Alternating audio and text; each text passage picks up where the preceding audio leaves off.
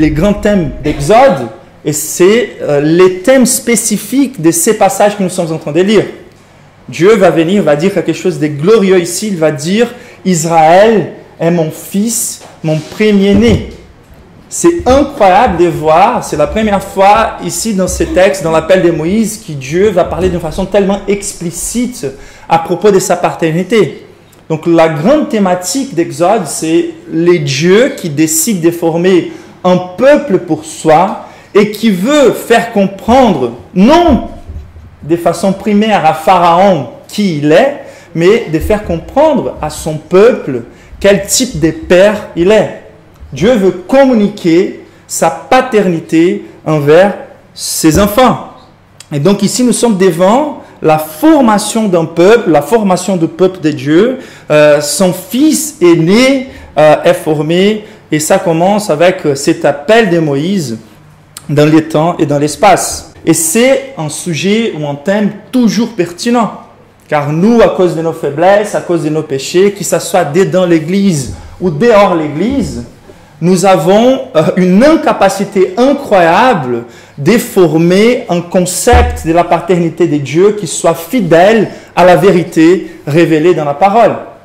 Je me rappelle, avant ma conversion, l'idée que j'avais de Dieu, c'était oscillant entre deux extrêmes.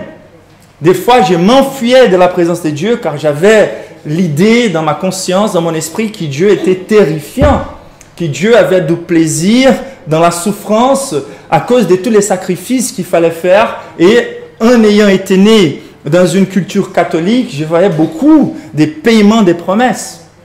Mais ça n'a pas changé après que je suis devenu chrétien lorsque j'ai regardé l'église évangélique. Car j'ai vu aussi que plusieurs églises évangéliques sont revenues en arrière avec cette idée que Dieu a du plaisir dans la souffrance et qu'il faut se sacrifier quelque part pour être béni par Dieu. Et plusieurs personnes développaient une relation névrotique envers Dieu en se demandant toujours lorsqu'on était béni, quand est-ce que Dieu va montrer sa colère contre moi.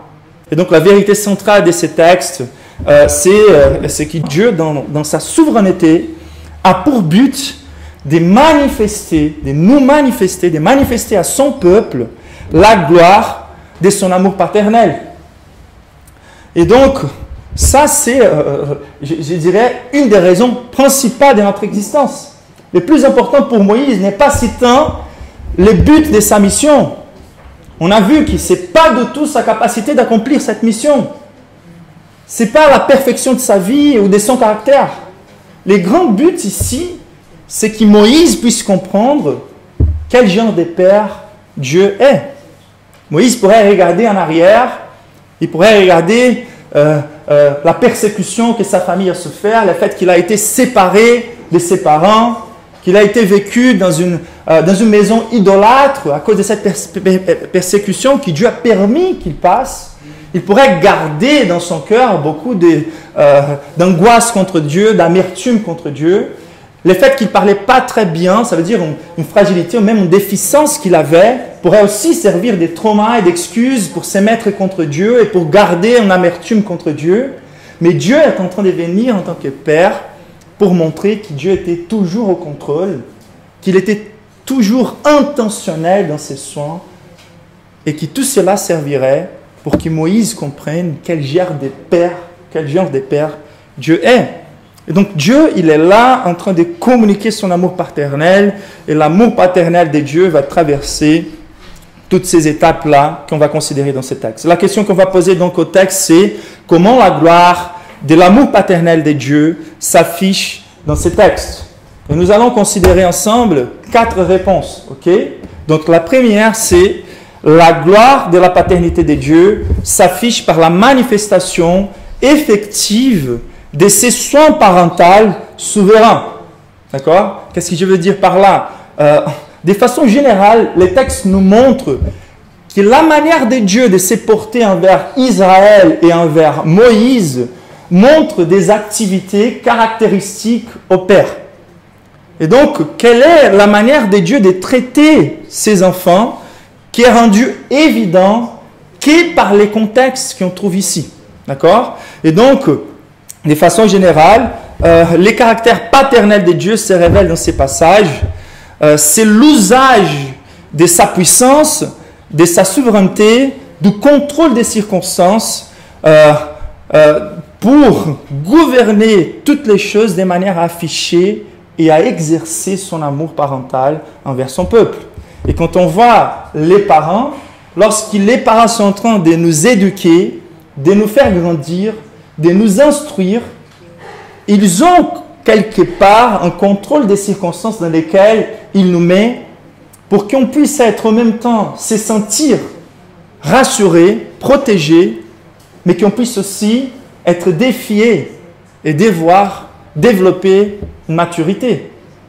Et donc, c'est ça que Dieu est en train de faire en ayant le total contrôle des circonstances, car aucun père ne va pas mettre un enfant dans des circonstances qu'il n'a pas la capacité de les faire sortir, pour plus qu'ils veulent les voir grandir.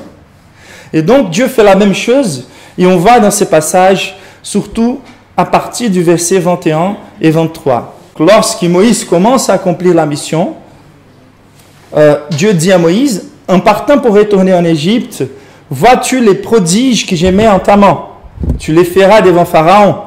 Et moi, j'endurcirai son cœur, et il ne laissera point aller les peuples. Tu diras à Pharaon, ainsi parle l'Éternel, Israël est mon fils, mon premier-né.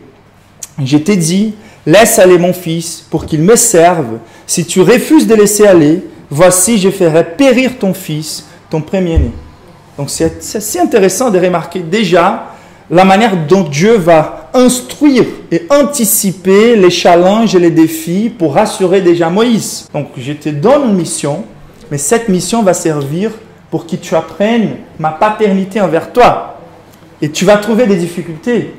Mais la première chose, c'est l'instruction qui affiche aussi la capacité souveraine de Dieu de contrôler les circonstances. Donc, lorsque Dieu est en train de prévoir les choses qui vont se passer, Dieu est en train d'afficher le fait qu'il gouverne les circonstances. Et donc, Dieu dit de manière à instruire déjà Moïse à propos de quoi faire, à propos des encouragements. Donc, quoi faire? Tu feras des signes devant Pharaon. Il avait déjà dit, tu feras des signes aussi devant les peuples d'Israël, et le peuple d'Israël va croire. Mais tu feras les signes devant Pharaon, et son cœur sera endurci. Mais Moïse doit faire quelque chose. Et qu'est-ce que Moïse doit faire? Proclamer les paroles que Dieu l'a données. Donc Dieu nous dit exactement comment on doit agir dans la mission qu'il nous a donnée. Et nous devrions nous rassurer de l'instruction de Dieu. Un enfant de Dieu légitime, c'est un enfant qui s'attache à l'instruction de Dieu. Et un parent qui veut être un parent à l'image de Dieu, c'est un parent qui instruit ses enfants sur la base de la parole de Dieu. Et ce qui est intéressant, c'est que donc Dieu donne des instructions et donne aussi des encouragements, c'est-à-dire des promesses. Donc, tu feras ces signes. Donc, tu ne vas pas rater. Et donc, tu réussiras dans la manifestation de ces signes. D'accord? Et donc, ce sont des promesses de Dieu qu'encourage Moïse. Mais Dieu, il donne aussi de la prévention. Et c'est cette capacité d'anticiper aux difficultés prévues, d'anticiper aux déceptions. Donc, l'une des plus grandes crises des enfants de Dieu dans leur vie, c'est d'ignorer la quantité de passages bibliques qui nous préviennent à propos de la résistance de Satan, de la résistance des perdus, de la persécution qu'on va souffrir et des souffrances de façon générale. Et nous, en fait, on est très frustrés par rapport à Dieu car on n'a pas fait attention à la prévention que la vie chrétienne, lorsqu'on devient chrétien, on ne reçoit pas un pyjama, on reçoit une armure pour entrer dans une bataille. Et donc, la grâce de Dieu dans tout ça, c'est que le fait que Dieu ait prévu les choses veut dire que Dieu a le contrôle des circonstances. Et c'est au travers de toutes ces choses-là que Dieu va faire usage des scénarios, des difficultés, comme un moyen pour communiquer son amour paternel à son temps. Et donc, l'instruction de Dieu, c'est un moyen de constatation de sa paternité. Mais Dieu, il exerce aussi sa paternité par cette expérience avec sa compagnie. Donc on peut être très théorique vis-à-vis et très théologien vis-à-vis aux instructions de Dieu, aux préventions de Dieu, mais il faut qu'on ait aussi une relation personnelle avec Dieu. Et c'est ça que Moïse avait vécu déjà par la grâce de Dieu. Moïse a été déjà entraîné dans les signes. Dieu avait donné l'instruction, tu vas opérer les signes, mais Moïse avait demandé à Dieu, mais quand même, comment ils vont croire, etc. Donc dans son immaturité, il a voulu voir avant les signes lui-même pour après pouvoir l'exercer. Et Dieu a donné cette grâce et ce privilège à Moïse. On a déjà considéré ces textes. Et Moïse a vécu ces signes. Et en ayant vécu cette expérience avec Dieu, Dieu les fait regarder vers le passé. Vois tous les prodiges que j'ai mis dans ta main. Donc c'est assez intéressant. Dieu, dans sa paternité, il nous montre sa compagnie. Et ça, c'est déterminant. Il n'y aura pas des enfants légitimes de Dieu qui connaissent Dieu que théoriquement. Il faut connaître Dieu par expérience. Il faut goûter la paternité de Dieu, les soins de Dieu. Et donc, c'est la prise de conscience du chrétien qu'il n'a aucune puissance de soi-même, mais qu'il ne peut que réussir par la compagnie de Dieu. On a vu cette emphase-là de Dieu. Dieu dit, les signes ou les prodiges que moi je mets dans ta main. Et c'est ça la prise de conscience la plus caractéristique des chrétiens. C'est pour ça que les chrétiens ne peuvent pas s'enorgueillir. Il n'est pas plus spécial. Il est juste fruit de la grâce de Dieu qui lui a fait son enfant. Et c'est Dieu lui-même, malgré toutes nos faiblesses, et on a vu de façon assez profonde toutes les faiblesses de Moïse, mais quand même, c'est Dieu qui met dans sa main comme s'il était en train de promettre, moi, je serai avec toi.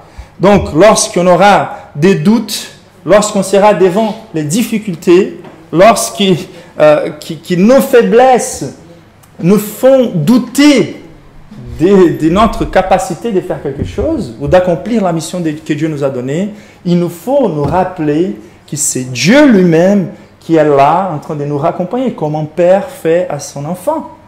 Les privilèges que Dieu nous donne, c'est qu'il pourrait tout faire tout seul, mais pour communiquer son amour paternel avec nous, il nous pousse, il nous met dans des défis et dans des challenges pour qu'on puisse constater ses soins parentaux et pour qu'on puisse arriver à la maturité avec sa compagnie de notre côté.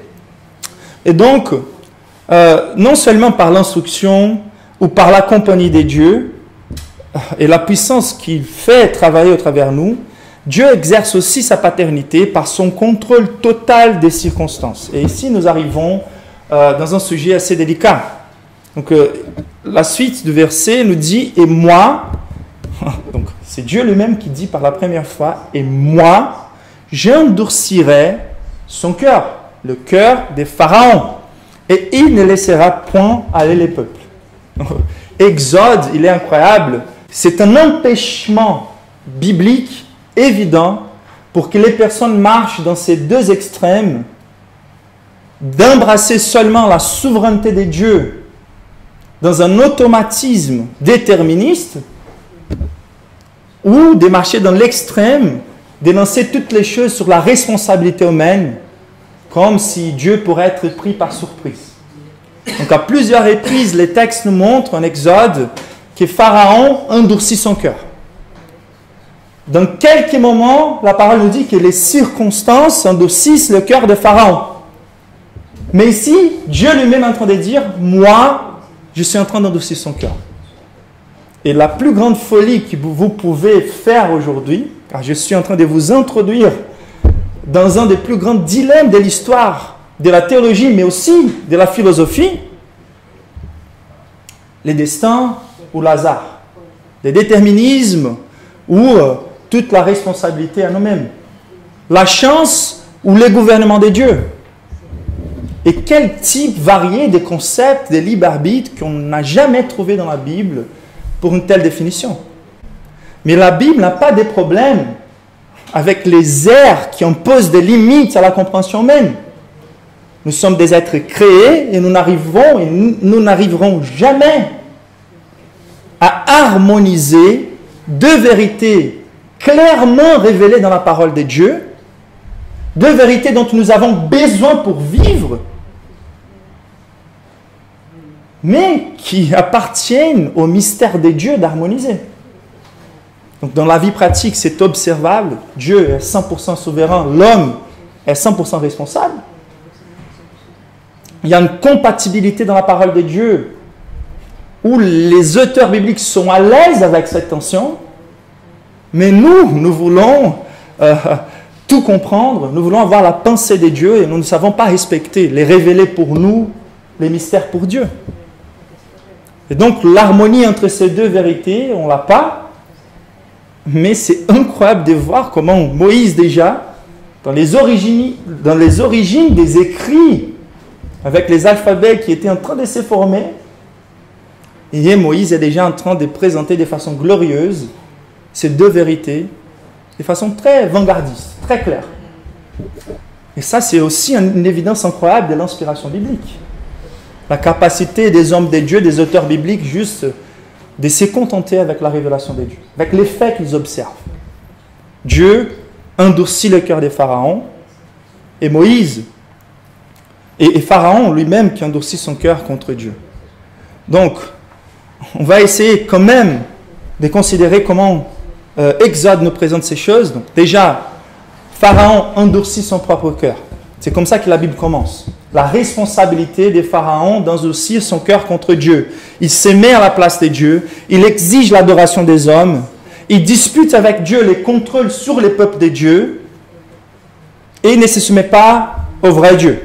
Et donc, progressivement, en voulant être Dieu pour soi-même, progressivement, Pharaon est en train de mépriser les justes jugements de Dieu, qui sont un peu dilués avec la grâce de Dieu, car les premiers signes de Dieu et les premiers jugements de Dieu sont là pour permettre à Pharaon aussi de se soumettre à la volonté de Dieu, de se repentir.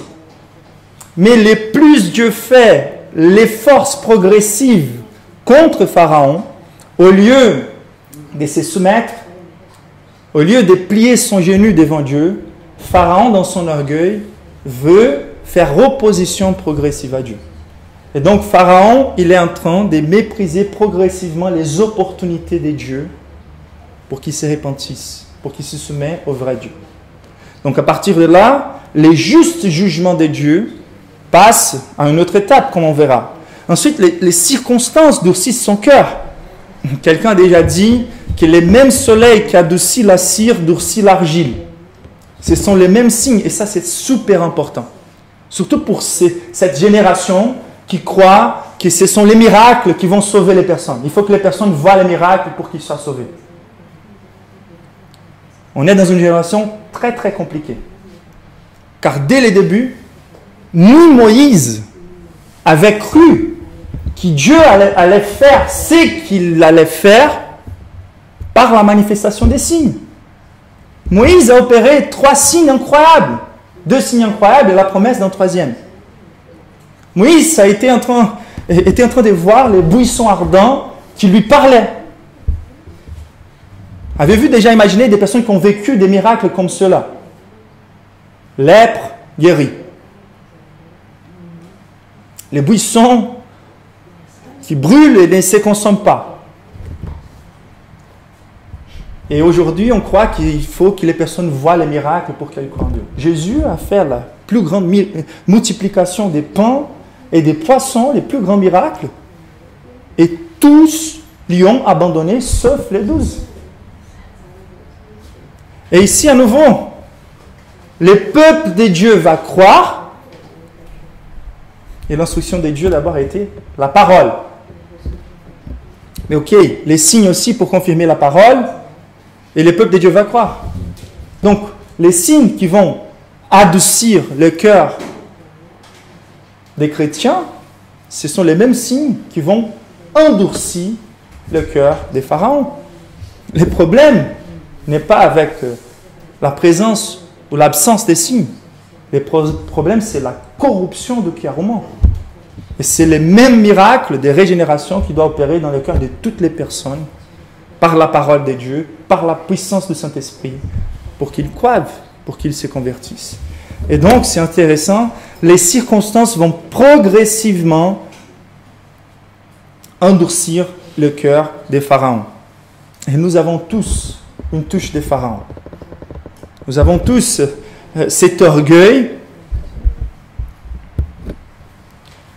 dont seulement un miracle peut nous délivrer pour qu'on se soumet à la volonté de Dieu. Nous sommes tous, chrétiens et non chrétiens, livrés aux mêmes circonstances. Mais par exemple, devant la perte d'une personne très chère dans notre famille, certains vont courir envers Dieu et certains vont se fermer complètement contre Dieu. Et donc, notre culpabilité, les circonstances, elles montrent plutôt l'état de notre cœur,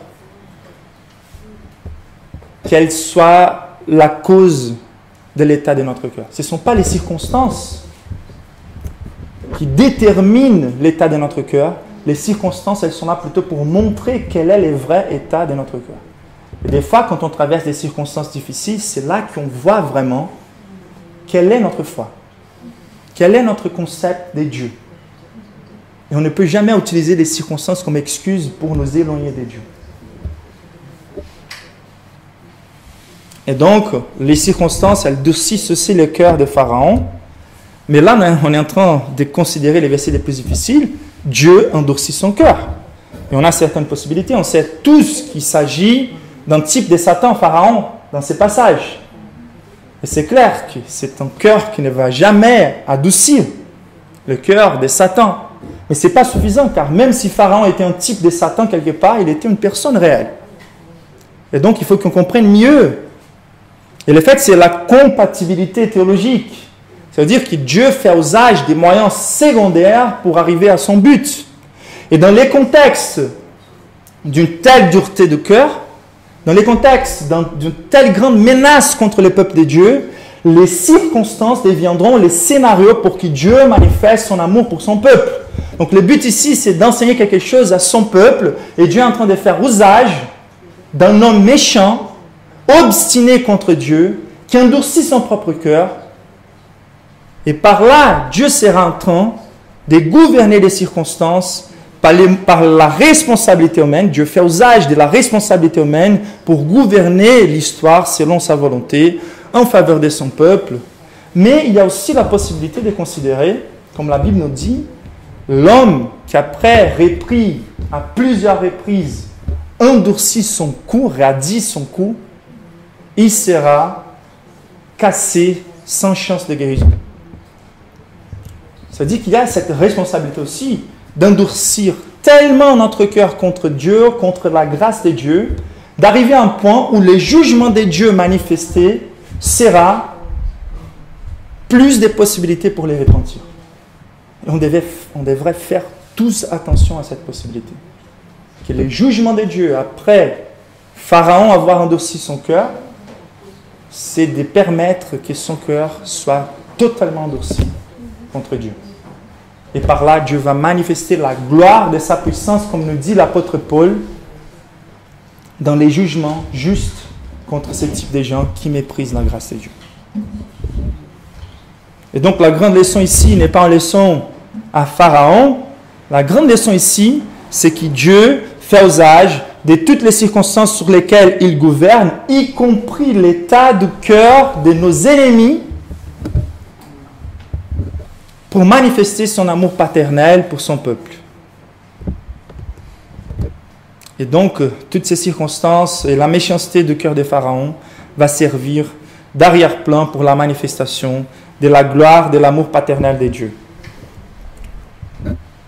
Et donc, avez-vous déjà pensé comme ça? Comme Daniel, par exemple, qui n'était pas en train de négocier sa sainteté, son témoignage.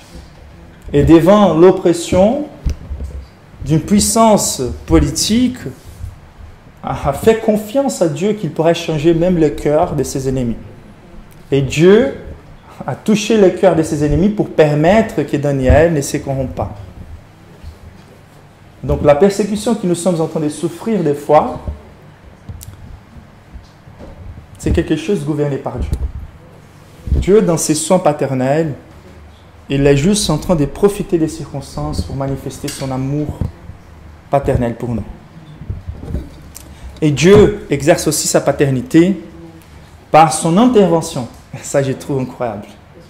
Donc voilà que Dieu est en train de permettre que les personnes de cœur dur nous dominent, nous exploitent, nous oppriment. Mais le verset 22, il nous dit, car la grâce de Dieu, aussi que les circonstances, mais la grâce de Dieu, elle est en train aussi de s'élargir sur toutes les nations. Et c'est pour ça que les jugements de Dieu sont progressifs envers Pharaon, comme ils sont progressifs envers tous les perdus. Mais ici, Dieu est en train de dire, si tu arrives à un point où ta résistance est telle que tu crois pouvoir me priver de ma communion avec mon enfant, mon peuple, si tu veux séparer et exterminer mon aîné, mon premier-né, là je vais aussi toucher à ton premier-né. Et c'est là qu'on commence à comprendre la justice de Dieu appliquée contre Pharaon. C'est la dernière mesure. Ce n'est pas un Dieu infanticide. Il est en train de permettre Pharaon de se soumettre de façon progressive. Et voilà, le verset 22 nous dit, tu diras à Pharaon ainsi par l'Éternel, Israël est mon fils, mon premier-né.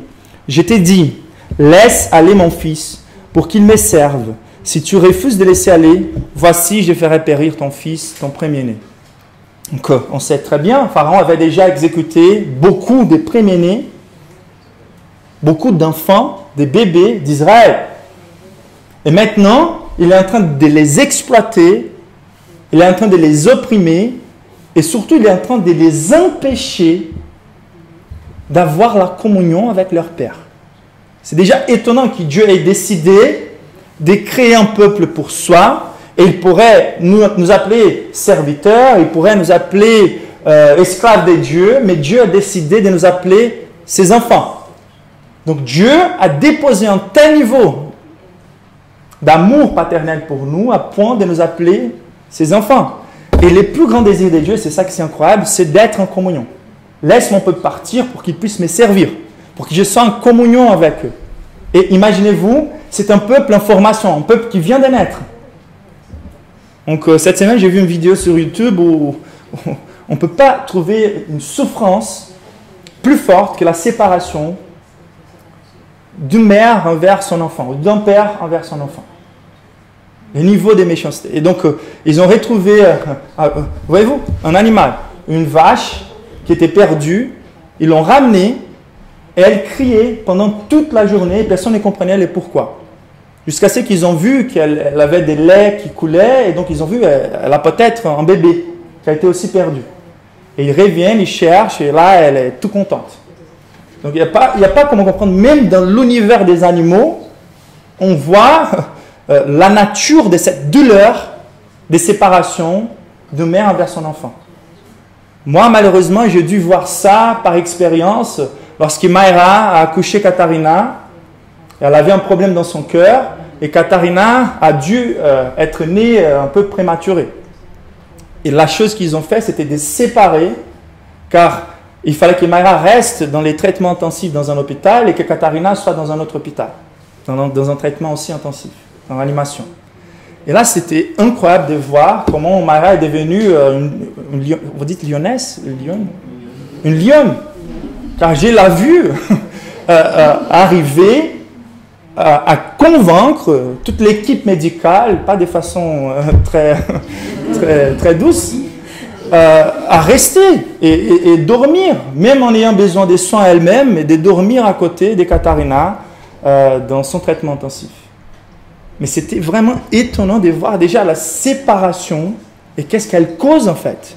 La colère, les désirs d'être en communion avec un enfant qui vient de naître. Imaginez-vous en fait, ce désir de Dieu envers ses enfants, son premier-né. Et là, Pharaon, qui avec toute son arrogance, vient pour empêcher que Dieu ait la communion avec son peuple. Avez-vous déjà réfléchi les désirs que Dieu a pour rester en communion avec vous. Et vous croyez que vous n'avez pas trop d'importance pour Dieu. Et vous croyez que Dieu ne manque pas le temps de prière, d'écouter votre voix. Il a décidé de te traiter en tant que son premier-né. Et on pense que je suis très fragile, je ne suis pas digne de la présence de Dieu, j'ai plein d'imperfections. Dieu nous traite comme un bébé. Il connaît mieux que nous tous notre immaturité, notre arrogance. Mais aucune chose ne peut attrister Dieu plus, en fait, que de mépriser ses désirs d'être avec nous. Et quel malheur à Satan dans les jours de jugement, car son travail principal, c'est de nous empêcher d'être en communion avec Dieu. Et quelle expression d'immaturité d'un chrétien et de mépris de l'amour paternel de Dieu, des péchés, de rester dans les péchés. C'est ça qui nous sépare de la présence de Dieu. Et Dieu, dans sa paternité, il prend la vengeance personnellement contre nos ennemis en ayant le contrôle de toutes les circonstances, en nous instruisant tous les temps, en voulant avoir la compagnie avec nous et surtout en voulant avoir ces moments de communion spéciale avec tous les peuples de Dieu. Et Dieu, il non seulement instruit, prévoit, raccompagne, mais lorsqu'il c'est nécessaire, il intervient. Comme tout bon père. Tu vois, la frustration d'un parent, c'est le fait qu'il n'a pas les contrôles de toutes les circonstances. Car leur plus grand désir serait vraiment de contrôler toutes les circonstances de manière à exprimer son amour pour son enfant. Mais là où nous sommes imparfaits, Dieu il est parfait. Et donc Dieu manifeste son amour paternel par ses actions souveraines, par les contrôles des circonstances. Mais la gloire de la paternité de Dieu s'affiche aussi par les niveaux de son affection paternelle. Donc si dans les premiers points, on a vu plutôt les actions caractéristiques d'un père, dans ces deuxièmes points, on voit en fait la manière dont Dieu a choisi d'exprimer son affection. Et ça c'est incroyable. Verset 22, il faut vraiment considérer les structures de ces versets. Tu diras à Pharaon, ça veut dire, va dire à la personne la plus importante au monde. Va dire à la personne la plus puissante au monde. Pouvez-vous comprendre ça? Il y a des personnes qui aiment bien connaître des célébrités. Moi, je ne comprends pas ça. Il y a des personnes qui aiment bien s'approcher du président. Mais les dieux de l'univers, et on voit les crises d'auto-estime de ces personnes-là, et on ne comprend pas. Comment un chrétien peut avoir des complexes d'infériorité? Dieu, il est en train de dire, va dire à Pharaon. C'est incroyable. Et quel est le contenu? Qu'est-ce que je dois dire à Pharaon? Israël, et là vous pouvez mettre votre nom là. Israël est mon fils. C'est incroyable. Qui est celui qui parle? L'Éternel. Qui est celui qui a décidé de déposer ses affections envers toi et envers moi? C'est l'Éternel, le Dieu de l'univers. Va dire à ces rois temporaires qui croient avoir puissance contre toi que l'Éternel, qu'il est en train de toucher à la prunelle de mes yeux. Qu'il est en train de vouloir faire face au lion de Juda. Ainsi parle l'Éternel, Israël est mon fils. Et non seulement mon fils, mais mon premier-né. C'est les simulacres de la culture humaine et de cette culture patriarcale qui veut plutôt communiquer les niveaux d'affection des dieux pour un premier-né. C'est intéressant car Dieu, il dit tout Israël. Donc il n'y a pas premier et deuxième né.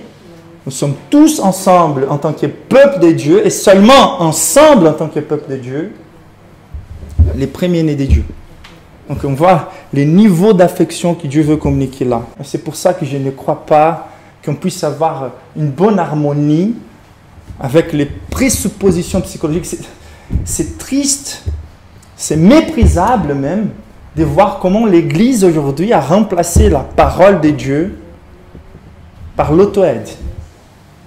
Vous voyez, ces affirmations de soi, ces affirmations personnelles vides de substance. On voit Moïse qui dit « Moi, je ne parle pas très bien » et Dieu qui lui dit « Non, tu parles très bien. » Pas du tout. Tu n'es rien. Mais moi, je suis tout. Et j'ai déposé toute mon affection envers toi malgré tes fautes. Et c'est basé sur moi et ma puissance libérée sur ta vie que tu deviendras glorieux à mes yeux. Selon l'image du Christ. Donc il y a beaucoup d'aide que la psychologie peut apporter à une société perdue. Mais je ne comprends pas comment les chrétiens authentiques, comment ils peuvent arriver à avoir des crises d'auto-estime. Il faut vraiment méditer dans qui est celui qui nous aime et combien il nous aime. Et c'est fini. Et c'est la joie. Le troisième point, c'est que la gloire de Dieu, ou la gloire de la paternité de Dieu, s'affiche par la parfaite harmonie entre les caractères gracieux et les caractères saints de son amour paternel. Donc ça, c'est là aussi la détresse et les grands challenges des parents. Nous sommes aussi dans une génération qui a marché d'un extrême à l'autre. Avant, on voyait des parents qui étaient que des règles, que la privation des joies. Et traiter les enfants comme s'ils étaient déjà des adultes et ne pas permettre qu'ils aient de la joie. Après, on est dans une génération qui est otage des enfants, qui ne fait pas des confrontations. Et ici, c'est étonnant, les contrastes du texte. Moïse, qui est apparemment assez gâté, qui dit « Moi, je ne vais pas, envoie un autre, je ne suis pas capable, etc. etc. » Et Dieu qui dit « C'est moi, c'est moi, c'est moi, je viens avec toi. » Et donc, Dieu a élargi le concept de Moïse, de la grâce de Dieu, qui permet à Moïse même d'avoir des désirs capricieux. Mais là, hors de rien, apparemment, pendant les voyages, pendant la première expression d'obéissance de Moïse effective à son appel, finalement, Moïse est convaincu. Il a été convaincu par la grâce de Dieu. Allez, on y va, Moïse. Et là, Dieu vient pour lui faire mourir. Donc, Dieu, c'est étonnant, avait permis à Moïse de comprendre sa grâce. Dieu a rencontré Moïse quelque part dans ces termes. Mais les non négociables, Dieu ne laisse pas passer. Les non négociables, les caractères saints de Dieu ne peuvent pas être méprisés. Les chrétiens ne peuvent pas marcher en se considérant enfants de Dieu s'ils n'ont pas été sanctifiés par Jésus et s'ils ne sanctifient pas constamment et progressivement par Jésus et sa parole. Il n'y a pas la séparation qu'on fait aujourd'hui entre Jésus le Seigneur et Jésus le Sauveur. Non, il est juste mon Sauveur pour l'instant, un jour il deviendra mon Seigneur. Le paquet, il vient complet, intégral. Et là, on voit clairement qu'en ayant rencontré dans sa grâce Moïse dans ces termes, là, il faut que Moïse fasse les minimums qui se permet d'être marqué par Dieu selon les termes de Dieu. Et donc Moïse, il a été circoncis à son enfance. Sa famille était juive quand même. Mais lui, il n'a pas joué un bon rôle en tant que père. Et donc, dans les voyages avec sa famille, Moïse devrait représenter un enfant de Dieu devant Pharaon, et il devrait représenter la paternité de Dieu devant les peuples. C'est pour ça qu'il y a toujours cette relation entre les ministères pastoraux et la famille, un chef de famille selon la parole de Dieu. Et ça vient dès l'époque des patriarches. Et Moïse, dans son rôle parental, n'a pas joué un bon rôle. Et donc, comment Moïse pourrait se présenter en tant qu'enfant de Dieu devant Israël, un modèle d'enfant de Dieu, un modèle de père pour la famille et communiquer la paternité de Dieu, sans communiquer les caractères saints de Dieu et sans jouer son rôle de père lui-même. Et Dieu, il vient pour exercer cette discipline. Et la discipline, elle est de l'or pour les enfants. Et c'est étonnant de voir comment notre génération de soi-disant chrétiens méprise la discipline de Dieu. Il ne va jamais leur culpabilité, jamais qu'est-ce qu'il faut corriger dans leur vie, jamais la rédévabilité. Il faut juste voir les côtés grâce de Dieu, les Pères Noël. Et on va même exiger les choses de Dieu, en mettant Dieu contre les murs. En osant de parler de façon très autoritaire contre Dieu. C'est étonnant. Mais là, on voit comment Moïse, on ne sait pas si c'est une fièvre qui est venue sur lui, quel était le type de risque de mort qu'il avait. Et à nouveau, les textes nous présentent une femme qui devient un peu héroïque dans les passages. Car elle, peut-être, n'était pas si contaminée avec l'influence de l'Égypte. Mais c'est elle qui enlève les prépuces de son enfant et qui touche Moïse avec les sang. Et là, ils sont épargnés. Et c'est ça qu'il nous faut faire, il nous faut comprendre dans ces passages. Comment Dieu distingue ses enfants. Ça veut dire, de connaître la grâce de Dieu, de connaître l'amour paternel de Dieu, ne fait pas de nous forcément ses enfants. Et c'est assez intéressant, ce qui se passe avec Moïse, avait déjà passé avec Abraham aussi, la menace sur son enfant, son premier-né. Et c'est très intéressant de voir comment, lorsque Dieu a donné à Abraham la circoncision comme marque du peuple, il a dit que tous les enfants qui n'étaient pas circoncis, eux, ils allaient mourir. On voit cette menace sur Moïse et son enfant, on voit la menace sur Abraham. Mais c'est intéressant car en Genèse, lorsque Dieu donne la circoncision, c'était pour marquer son peuple séparé du monde. Donc la circoncision, qu'est-ce qu'elle représentait? Elle représentait essentiellement deux choses. Les besoins de séparation du péché pour devenir un enfant de Dieu, car Dieu, il est saint. Et pour avoir la communion avec Dieu, il nous faut nous séparer du péché. Et donc il y avait la conscience d'être séparé par Dieu de la source. Donc la source de la vie humaine venait de cet organe dont la vie était reproduite.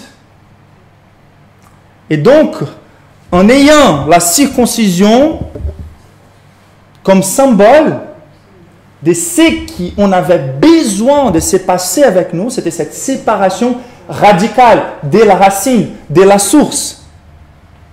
Et que nous sommes nés, nous tous, en péché. Car la contamination du péché a pris toute la race humaine. Et donc, dès la naissance, dès la genèse du peuple, il fallait, et l'emphase était celle-là, de comprendre que nous sommes contaminés dès la source par les péchés, nous sommes une race contaminée par les péchés, et nous avons besoin d'une expiation des saints pour la rémission de péchés. Car les péchés méritent la mort, et il nous faut qu'une mort représentée, puisse être les symboles d'une alliance avec Dieu. Et la circoncision montre aussi la détermination de Dieu, car c'était Dieu lui-même qui a pourvu ces moyens comme symbole de ce qu'il allait faire. Et donc, dans les symboles de l'alliance éternelle de Dieu avec son peuple, Dieu, il était en train de communiquer, vous êtes contaminés dès la source, et moi, je vais pourvoir un moyen efficace d'expiation qui est symbolisé par la circoncision. Et c'est pour ça que Dieu va parler de la circoncision du cœur, qui c'est la vraie circoncision. Et quand est-ce que la circoncision a été donnée? Je vous rappelle, en Genèse chapitre 15, Dieu avait pourvu l'assurance que c'était à Dieu lui-même de souffrir les conséquences de l'incapacité d'Abraham d'accomplir une obéissance parfaite. Donc je vous rappelle très bien, dans ces pactes entre Dieu et Abraham, c'est Dieu qui passe toute seule entre les animaux déchirés pour dire, ça va tomber sur moi la culpabilité de votre incapacité d'être parfaitement obéissant. Mais quand même, Abraham essaye par les efforts humains, dans le chapitre 16, regardez, le chapitre 15, Dieu dit, moi je vais pouvoir. Dans le chapitre 16, Abraham s'endort avec son esclave et il a un enfant. Il faut dire les efforts humains pour essayer d'accomplir la volonté de Dieu. Et la circoncision est donnée dans le chapitre 17, lorsque Dieu rappelle Abraham de ses promesses. Et c'est un peu surprenant que la circoncision soit donnée comme ça, mais c'est intéressant. Si on essaye de l'effort humain de conquérir l'amour de Dieu, et Dieu qui va dire, c'est moi qui pourvois Dieu. 19 ans Abraham avait, 90 ans sa femme, et c'est là où Dieu va donner la circoncision comme symbole en disant, tu auras des enfants, c'est moi qui vais faire. Donc la question n'est pas la capacité humaine d'obéir à Dieu, c'est que Dieu va pouvoir la manière gracieuse d'expier les sang, d'expier nos péchés, et par un miracle, nous donner une nouvelle vie. La même chose va arriver de façon similaire avec Moïse, car Moïse était centré sur sa capacité d'obéir Dieu, sur sa capacité d'accomplir cette mission, de devenir un grand leader politique. Et Moïse, il part encore en faisant confiance quelque part en lui-même, et c'est là où Dieu va lui rappeler que la chose qui fait de lui un enfant de Dieu n'est pas le fait qu'il soit engagé dans la mission de Dieu, mais c'est le fait qu'il soit marqué par Dieu lui-même et par les symboles de l'alliance de Dieu, qu'il reconnaisse son repentir. La foi chrétienne, ce n'est jamais une question des capacités humaines, c'est toujours une question de notre séparation vers Dieu. Les enfants d'Abraham, les enfants de Moïse, nos enfants, nous-mêmes, nous sommes tous sous la même menace que l'enfant de Pharaon. La seule différence, c'est que nous sommes marqués par la décision de Dieu de nous marquer en tant que son peuple et de nous offrir un moyen d'expression de cette alliance. Donc, la circoncision servait pour que nous arrivions publiquement, reconnaissant nos fautes, c'est les repentir symbolisés, et s'attachant de façon volontaire, d'accord, s'attachant à cette alliance par les moyens que Dieu a déterminés. Je ne peux qu'être enfant de Dieu par l'expiation de mes péchés que Dieu va pouvoir. Et on sait tous très bien comment Jésus nous a présenté dans le Nouveau Testament comme la vraie circoncision, 2 Colossiens chapitre 2. Il est la vraie circoncision, la circoncision de cœur. Et c'est étonnant de voir la relation entre ces discours d'enfants menacés, entre ces discours des sangs qui coulent, et le Christ et les saluts, et comment devenir un enfant de Dieu. Au lieu de menacer Moïse avec une intention assassine, Dieu était en train de donner à son prophète une expérience salvatrice des premières mains. Ce sont les paroles des commentaristes ricains. On va dire, cette expérience, c'est pas que Dieu soit bipolaire. Et des fois, on agit envers Dieu comme si Dieu était bipolaire. Je suis en train de profiter en bénédiction, mais j'ai déjà peur que Dieu vienne avec une mauvaise situation dans ma vie. Et la circoncision, elle n'est pas efficace en soi-même. Elle est une théâtralisation de l'évangile. Elle montre la condition de l'homme, mettant l'emphase sur les besoins radicaux d'une expiation. La circoncision qui viendrait, la vraie circoncision qui s'est passée en Christ. Et Dieu n'est sadiste dans aucun sens. Et là, je voulais vraiment que vous soyez nettoyés à ce niveau-là. Car aujourd'hui, on voit des campagnes un peu similaires à l'Église catholique dans la pire époque au XVIe siècle. Des personnes qui se ratent une réunion dans la campagne pour recevoir une bénédiction, c'est comme si c'était nos efforts, nos sacrifices pour recevoir la bénédiction de Dieu. Et des fois, des bénédictions de Dieu qui seraient plutôt des malédictions, car à pas mal de reprises, nous désirons des choses qui nous feront mal. Et la réalité, lorsqu'on voit les catholiques qui font des promesses, qui montent les escaliers à genoux, qui croient que Dieu aura de plaisir dans la souffrance du peuple, c'est la terreur. Et d'autres religions ont aussi la même notion, Dieu sadiste. Je me rappelle, lorsque je suis allé, c'était un rêve pour moi, je suis parti à Bali pour faire de surf, et j'ai vu les paradis sur terre. La beauté naturelle de lieu était incroyable. Mais lorsque j'ai regardé leur concept de Dieu, je me disais, mais comment ces visages monstrueux, comment attribuer cette beauté, cet amour de Dieu exprimé par la nature, par ces visages monstrueux? Et lorsqu'on pense aux musulmans qui croient que par leur sacrifice de leur vie pour l'imposition de la violence, certains bien sûr, pas tous, mais comment Dieu pourra avoir les plaisirs dans les souffrances? Dieu a épargné. Dieu n'est pas infanticide, Dieu a épargné tous ses enfants. Mais il n'a pas pu épargner ses enfants que par le fait qu'il n'a pas épargné son propre fils. Et donc Dieu, il voulait qu'on comprenne plutôt quel genre de souffrance il goûterait dans son cœur lui-même pour pouvoir nous délivrer. Il était en train de nous enseigner les niveaux de son attachement pour son Fils, pour Jésus. C'est pour ça qu'il a créé un tel niveau d'attachement, un tel niveau d'attente d'Abraham vers son Fils.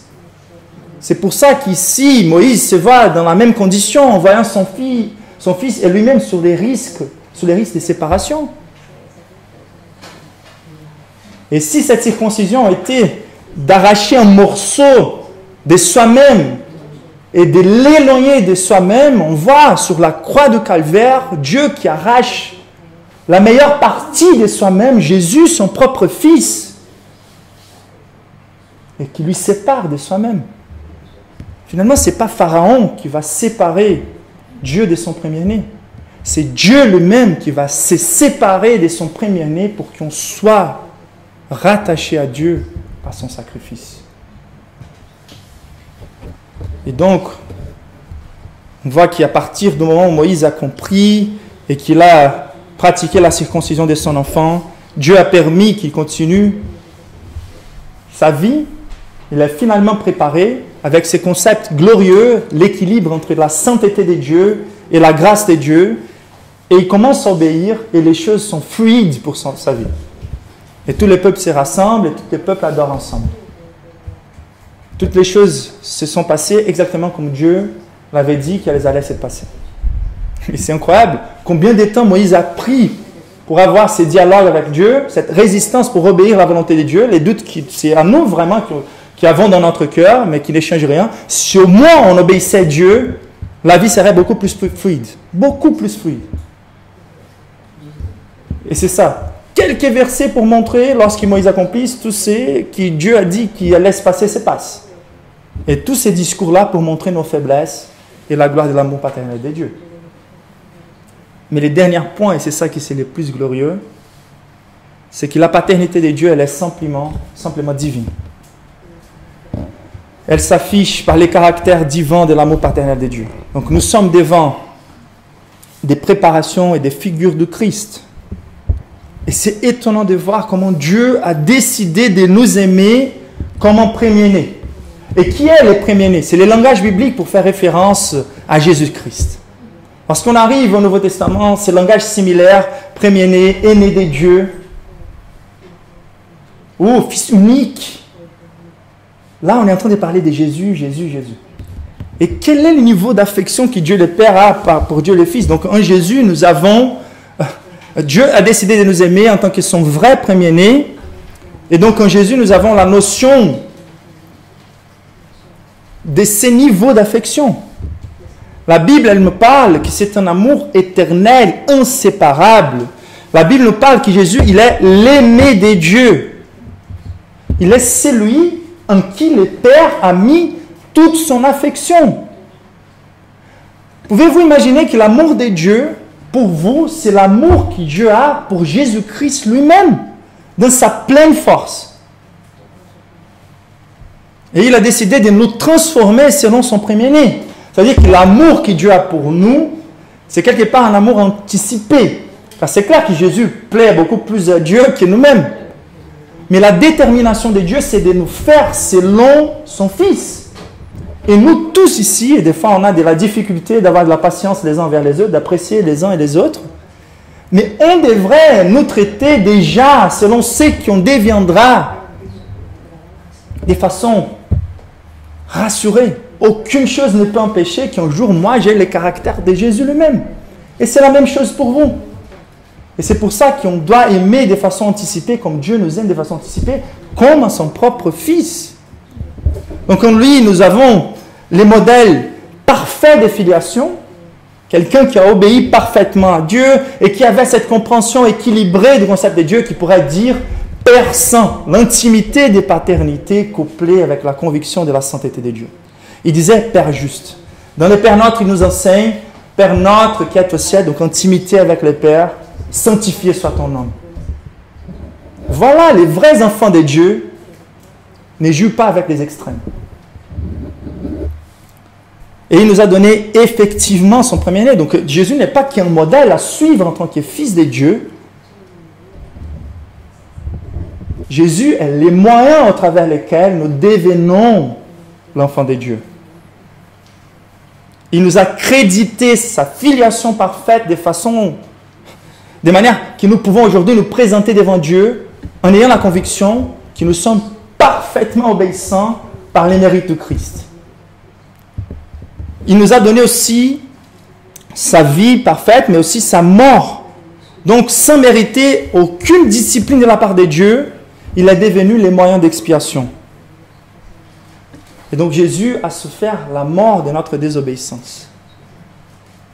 Et lui, il nous a scellés avec une sainte alliance, avec la vraie circoncision, son sang qui a coulé et qui nous touche par la foi. Et lorsque nous sommes couverts par les sangs de Christ, nous avons la rémission de tous nos péchés. Et il nous a donné effectivement la marque de la nouvelle alliance, qui c'est son esprit. Les gages qui apportent la résurrection de Christ, c'est notre résurrection avec lui, qui nous unit à Christ, de manière qu'aujourd'hui nous sommes en lui, si par la foi et par les repentir, nous nous attachons à la croix. Et pour symboliser cette nouvelle alliance, il nous a donné quelque chose qui ne met plus l'emphase sur les besoins de l'expiation, mais sur l'efficacité de cette expiation. Et aujourd'hui, on est plutôt dans la célébration. On prend du vin, on prend du pain, beaucoup plus léger que de regarder les sangs qui coulent. On passe par les eaux de baptême pour communiquer que le Saint-Esprit il est aussi là et qu'il nous lave efficacement. Et nous les faisons pour afficher une vie progressivement sainte. Et il fait tout cela pour nous faire un avec son premier-né. Et avant de prier, je voulais vous lire Jean 17, verset 20, qui nous dit « Je ne prie pas pour eux seulement, mais encore pour ceux qui croiront en moi à travers leurs paroles, afin qu'ils tous soient un comme toi. Père, tu es un, tu es en moi, et comme je suis en toi, afin qu'eux aussi soient un